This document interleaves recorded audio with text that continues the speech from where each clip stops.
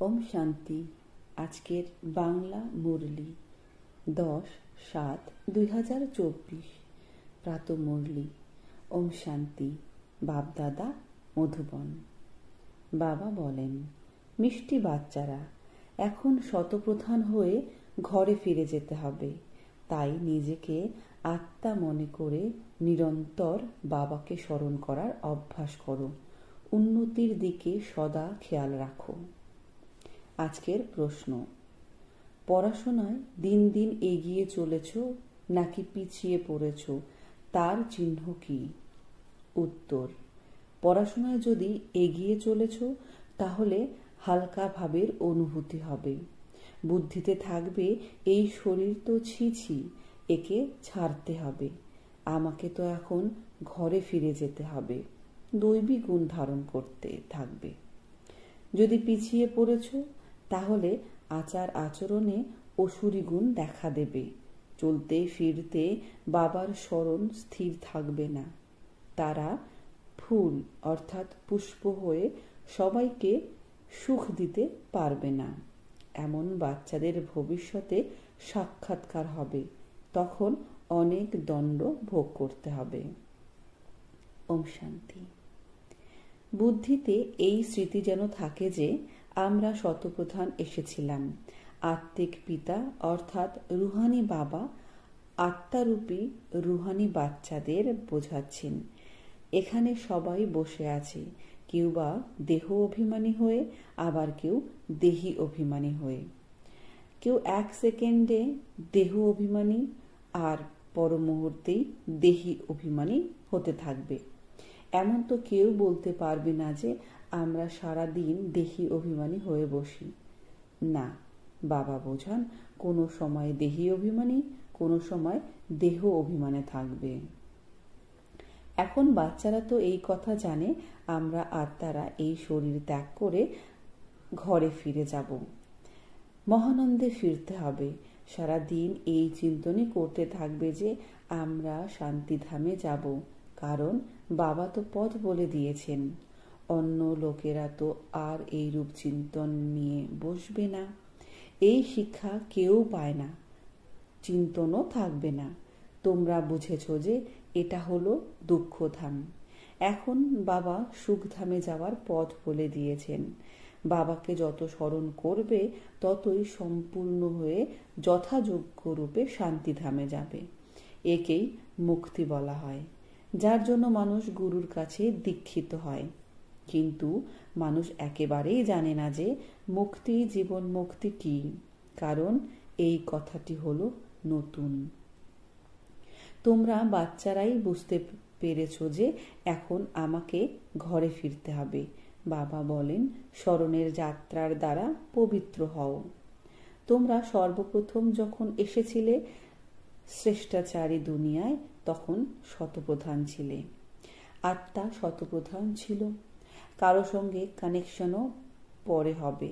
যখন গর্ভে যাবে তখন সম্বন্ধে আসবে। তোমরা জানো এখন এই জন্ম হলো আমাদের শেষ জন্ম। আমাদের ঘরে ফিরতে হবে। পবিত্র না হয়ে আমরা ফিরে যেতে পারবো না। নিজের সঙ্গে মনে মনে এমন এমন কথা বলা উচিত, কারণ বাবার আদেশ হলো উঠতে বসতে চলতে ফিরতে বুদ্ধিতে যেন এই চিন্তন থাকে যে আমরা শতপ্রধান এসেছিলাম, এখন শতপ্রধান হয়ে ঘরে ফিরতে হবে। শতপ্রধান হতে হবে বাবার স্মরণে, কারণ বাবা হলেন পতিত পাবন। তিনি বাচ্চাদের অর্থাৎ আত্মাদের যুক্তি বলে দেন যে তোমরা এইভাবে পবিত্র হতে পারবে। সম্পূর্ণ সৃষ্টির আদি মধ্য অন্তকে তো একমাত্র বাবাই জানেন, আর কোনো অথরিটি নেই। বাবাই হলেন মনুষ্য সৃষ্টির বীজ রূপ। ভক্তি কতদিন চলে সেই কথাও বাবা বুঝিয়েছেন। এতটা সময় জ্ঞান মার্গ, এতটা সময় ভক্তি। এই সম্পূর্ণ জ্ঞান বুদ্ধিতে চলা উচিত। যেমন বাবার আত্মায় জ্ঞান আছে, তোমাদের আত্মায়ও জ্ঞান আছে। শরীর দ্বারা শুনতে হয় এবং শোনানো হয়। শরীর ব্যতীত আত্মা বলতে পারে না। এর জন্য প্রেরণা বা আকাশবাণীর কোনো ব্যাপার নেই। ভগবান উবাচ রয়েছে যখন, তাহলে অবশ্যই মুখ থাকা প্রয়োজন, রথ প্রয়োজন। গাধা ঘোড়া টানা রথ চাই না। তোমরা প্রথমে এটাই বুঝেছিলে যে কলিযুগ এখনো 40,000 বছর আরও চলবে। অজ্ঞানতার নিদ্রায় সবাই নিদ্রিত। এখন বাবা এসে জাগিয়ে তুলেছেন। তোমরাও অজ্ঞানী ছিলে, এখন জ্ঞান অর্জন করেছ। অজ্ঞান বলা হয় ভক্তিকে। এখন বাচ্চারা, তোমাদের এই চিন্তন করা উচিত, আমরা নিজেদের উন্নতি কিভাবে করব, উচ্চ পদমর্যাদা কিভাবে প্রাপ্ত করব। নিজের ঘরে ফিরে গিয়ে আবার নতুন রাজধানী স্বর্গে গিয়ে উঁচু পদমর্যাদা প্রাপ্ত করি। তার জন্য রয়েছে স্মরণের যাত্রা। অবশ্যই বুঝতে হবে যে আমি হলাম আত্মা। আমরা সবাই আত্মা। আমাদের সকলের পিতা হলেন পরমাত্মা। এই জ্ঞান তো খুবই সিম্পল, কিন্তু মানুষ এইটুকু কথাও বোঝে না। তোমরা বোঝাতে পারো যে এটা হলো রাবণের রাজ্য, তাই তোমাদের বুদ্ধি ভ্রষ্টাচারী হয়েছে। মানুষ ভাবে যারা বিকারগ্রস্ত হয় না তারা পবিত্র, যেমন সন্ন্যাসী। বাবা বলেন তারা তো অল্পকালের জন্য পবিত্র হয়। দুনিয়া তবুও পতিত, তাই না? পবিত্র দুনিয়া হলো সত্যযুগ। পতিত দুনিয়ায় সত্যযুগের মতন পবিত্র কেউ হতে পারে না। সেখানে তো রাবণের রাজ্যই নেই, বিকারের কথাই নেই। সুতরাং যেখানেই যাও, যতক্ষণ পারো ঘুরতে ফিরতে বুদ্ধিতে এইরূপ চিন্তন থাকা উচিত। বাবার মধ্যে এই জ্ঞান আছে, তাই না? তিনি হলেন জ্ঞানের সাগর, অতএব জ্ঞান তো টপ টপ করে পড়বে। তোমরা হলে জ্ঞান সাগর থেকে বেরিয়ে আসা জ্ঞান নদী। তিনি হলেন এভার সাগর, অর্থাৎ সদাকালের সাগর। তোমরা আত্মারা সদাকালের সাগর নও। তোমরা বাচ্চারা বুঝেছ, আমরা আত্মারা হলাম সবাই ভাই ভাই। তোমরা বাচ্চারা পড়ছো, বাস্তবে নদী ইত্যাদির কোনো কথা নেই। নদী বললে গঙ্গা, যমুনা ইত্যাদি বলা হয়। তোমরা এখন অসীমিতের মাঝে দাঁড়িয়ে রয়েছ। আমরা সব আত্মারা এক পিতার সন্তান। আমরা হলাম ভাই ভাই। এখন আমাদের পরমধাম অর্থাৎ ঘরে ফিরতে হবে, যেখান থেকে এসে শরীরে প্রবেশ করি এবং ভ্রুকুটি সিংহাসনে বিরাজিত হই। খুব সূক্ষ্ম আত্মা, সাক্ষাৎকার হলে বুঝতে পারবে না। আত্মা শরীরের বাইরে গেলে বলা হয় কখনো মাথা থেকে, কখনো চোখ দিয়ে, মুখ দিয়ে বেরিয়েছে, মুখ খোলা থেকে যায়। আত্মা শরীর ত্যাগ করে গেলে শরীর জড়ো হয়ে যায়, অর্থাৎ নির্জীব। এ হলো জ্ঞান। স্টুডেন্টের বুদ্ধিতে সারাদিন পড়াশোনার চিন্তন থাকে। তোমাদেরও সারাদিন পড়াশোনার চিন্তন চলা উচিত। ভালো ভালো স্টুডেন্টদের হাতে সদা একটা বই থাকেই, তারা পড়তেই থাকে। বাবা বলেন এটা হলো তোমাদের শেষ জন্ম। সম্পূর্ণ চক্র পরিক্রমা করে অন্তিমে এসেছ, তো বুদ্ধিতে এটাই স্মরণ থাকা উচিত। ধারণা করে অন্যদের বোঝানো উচিত। কারো ধারণা হয়ই না। স্কুলেও এইরূপ নম্বর অনুসারে স্টুডেন্ট থাকে, সাবজেক্টও অনেক থাকে। এখানে তো সাবজেক্ট একটাই, দেবতা হতে হবে। এই পড়ার চিন্তন যেন চলতে থাকে।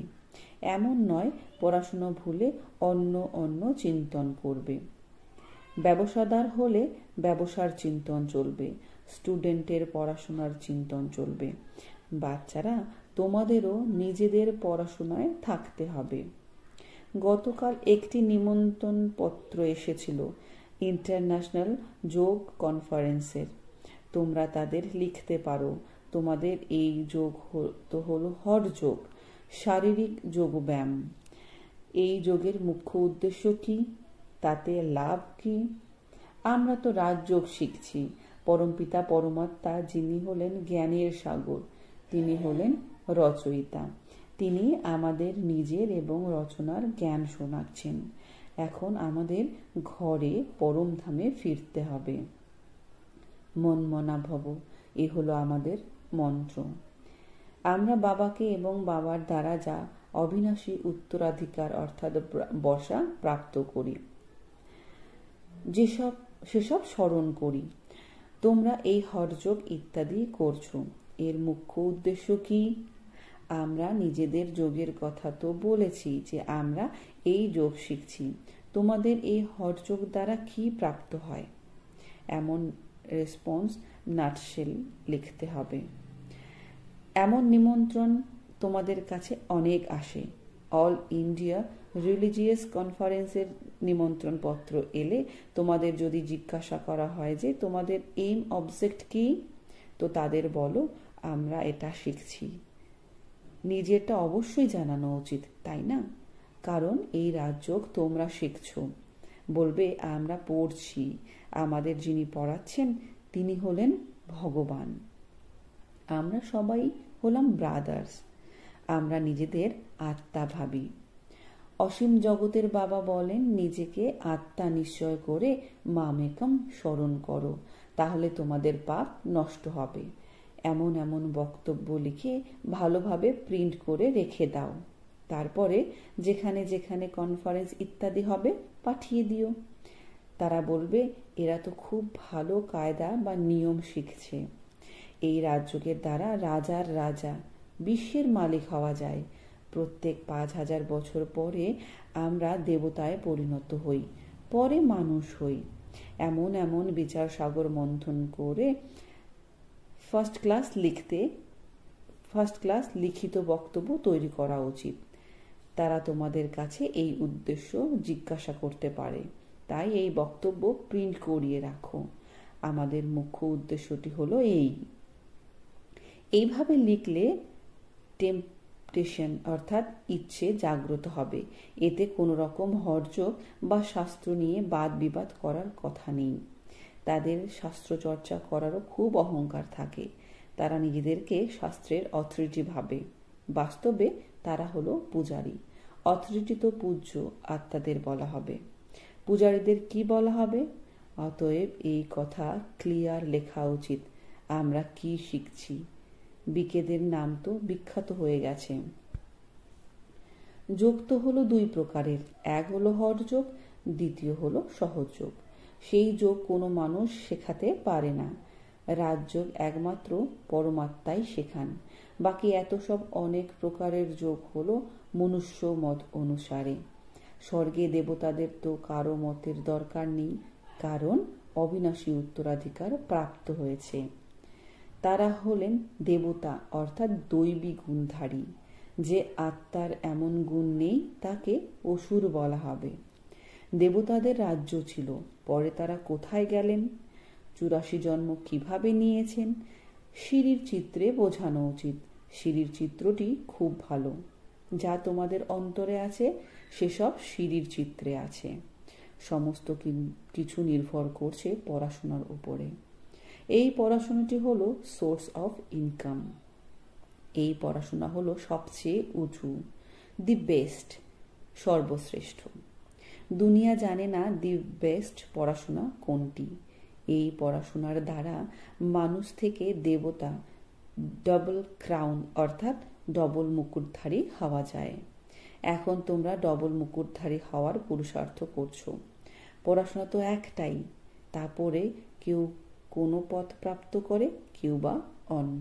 আশ্চর্যের বিষয়, তাই না? একই পড়াশোনার দ্বারা রাজধানী স্থাপন হয়, রাজাও তৈরি হয় এবং প্রজাও। যদিও সেখানে দুঃখের কথা নেই, পদমর্যাদা তো আছে। এখানে অনেক প্রকারের দুঃখ আছে। অনাবৃষ্টি, অসুখ বিসুখ, আনাজের অভাব, ফ্লাড আসতেই থাকে। যতই লক্ষপতি কোটিপতি হোক, জন্ম তো বিকার থেকেই হয়, তাই না? ধাক্কা ধাক্কি, মশার কামড় ইত্যাদি সবই তো দুঃখ, তাই না? নামই হলো অতি ঘোর নরক অর্থাৎ রৌরব নরক। এরপরেও বলতে থাকে অমুকে স্বর্গে গেছেন। আরে স্বর্গ তো আসছে ভবিষ্যতে, তাহলে কেউ স্বর্গে গেছে কিভাবে? কাউকে বোঝানো খুব সহজ কাজ। এবার বাবা প্রবন্ধ লিখতে দিয়েছেন। লেখা তো বাচ্চাদের কাজ, ধারণ হয়ে থাকলে লিখবে নিশ্চয়ই। মুখ্য কথা বাচ্চাদের বোঝানো হয় যে নিজেকে আত্মা মনে করো, এখন ঘরে ফিরে যেতে হবে। আমরা শতপ্রধান ছিলাম তো খুশির সীমা ছিল না, এখন এখন তমপ্রধান হয়েছি। কতখানি সহজ! পয়েন্টস তো বাবা শোনাতেই থাকেন, অতএব ভালো করে বসে বোঝাতে হবে। বিশ্বাস না করলে বুঝে নিতে হবে এরা আমাদের বংশের নয়। পড়াশোনায় দিন দিন এগিয়ে যেতে হবে, পিছিয়ে যাবে না। দৈবী গুণের পরিবর্তে আসরিক গুণ ধারণ করা, এটাই হলো পিছিয়ে যাওয়া। বাবা বলেন, বিকারগুলি ত্যাগ করতে থাকো, দৈবী গুণ ধারণ করো। খুব হালকা থাকতে হবে। এই শরীরটি হলো পুরানো, ছিছি, একে ছাড়তে হবে। আমাদের তো এখন ঘরে ফিরতে হবে। বাবাকে স্মরণ না করলে সুন্দর সুন্দর ফুলে অর্থাৎ গুলগুলে পরিণত হবে না। অনেক দণ্ড ভোগ করতে হবে।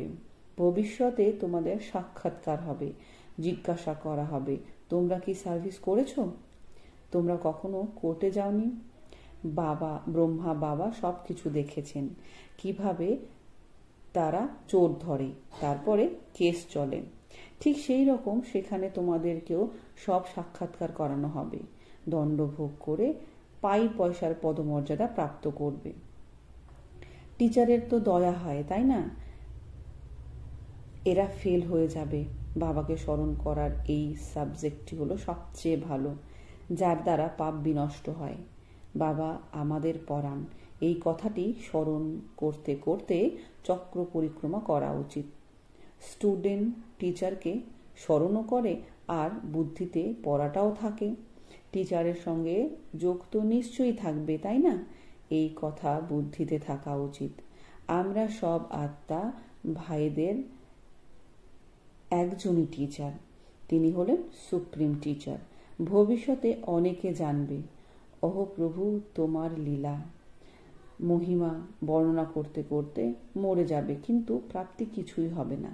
দেহ অভিমানী এসে উল্টো কাজ করে, দেহি অভিমানী হলে ভালো কাজ করবে। বাবা বলেন, এখন তোমাদের হলো বানপ্রস্থ অবস্থা, ফিরে যেতেই হবে। হিসেব নিকেশ মিটিয়ে সবাইকে যেতে হবে। কেউ যেতে চাক বা না চাক, ফিরে যেতে হবেই। এই রকম একটা দিন আসবে যেদিন এই দুনিয়াটা অনেক খালি হয়ে যাবে, শুধু ভারত থেকে যাবে। অর্ধকল্প শুধু ভারত ভূখণ্ড থাকবে, সুতরাং দুনিয়া কত খালি হয়ে যাবে এমন চিন্তন কারো বুদ্ধিতে থাকবে না তোমাদের ছাড়া। তখন তো তোমাদের কেউ শত্রু থাকবে না। শত্রু আসে কেন? ধনের লোভে। ভারতে এত মুসলমান ও ইংরেজ এসেছে কেন? ধন সম্পদ দেখেছে। ধন সম্পদ তো অনেক ছিল, এখন আর নেই, তাই এখন আর কেউ নেই। ধন সম্পদ নিয়ে খালি করে গেছে। মানুষ এইসব জানে না। বাবা বলেন, ধন সম্পদ তো তোমরা নিজেরা শেষ করেছ ড্রামার প্ল্যান অনুযায়ী। তোমাদের নিশ্চয় রয়েছে যে আমরা অসীম জগতের বাবার কাছে এসেছি। কখনোই অন্য কারো এই চিন্তা আসবে না যে এটা হলো ঈশ্বরীয় পরিবার। আচ্ছা, মিষ্টি মিষ্টি হারানিধি বাচ্চাদের প্রতি মাতা পিতা বাপ দাদার স্মরণের স্নেহসুমন আর সুপ্রভাত। আত্মাদের পিতা তার আত্মারূপী বাচ্চাদেরকে জানাচ্ছেন নমস্কার। আত্মারূপী বাচ্চারা তার আত্মারূপী মাতা পিতা বাপ দাদাকে জানাচ্ছেন স্মরণের প্রেম সুমন, সুপ্রভাত আর নমস্কার। ধন্যবাদ বাবা, ধন্যবাদ। আজকের মূল্যের ধারণার জন্যে মুখ্য সার। নম্বর 1, চলতে ফিরতে বুদ্ধিতে পড়াশোনার চিন্তন করতে হবে। যে কোনো কাজ করাকালীন বুদ্ধিতে সর্বদা যেন জ্ঞান বিন্দু টপ টপ করে পড়তে থাকে। এ হলো দি বেস্ট পড়াশোনা। যে পাঠ পড়ে ডবল ক্রাউন হতে হবে। নম্বর 2, অভ্যাস করতে হবে আমরা আত্মারা হলাম ভাই ভাই। দেহ অভিমানে এলেই উল্টো কর্ম হয়, তাই যতটা সম্ভব দেহি অভিমানী হয়ে থাকতে হবে। আজকের বাপদাদার মিষ্টি মধুর বরদান। সত্যতার শক্তির দ্বারা সদা খুশিতে নাচতে থাকা শক্তিশালী মহান আত্মা ভব। বিস্তার। বলা হয় যে সত্য যেখানে আত্মা নাচবে সেখানে, অর্থাৎ সচ তো বিঠো নাচ। সচ্চা অর্থাৎ সত্যতার শক্তিতে ভরপুর আত্মারা সদা নাচতে থাকে। তারা কখনো ঝিমিয়ে পড়ে না, দ্বিধাগ্রস্ত হয় না, ঘাবড়ে যায় না, দুর্বল হয় না। তারা খুশিতে সদা নাচতে থাকে, শক্তিশালী হয়। তাদের মধ্যে মোকাবিলা করার শক্তি থাকে। সত্যতা কখনো দোদুল্যমান হয় না, অনড় হয়। সত্যের নৌকা দুলতে থাকে কিন্তু ডুবে যায় না। তাই সত্যতার শক্তিকে ধারণ করা আত্মারাই হলো মহান। আজকের স্লোগান: ব্যস্ত মন বুদ্ধিকে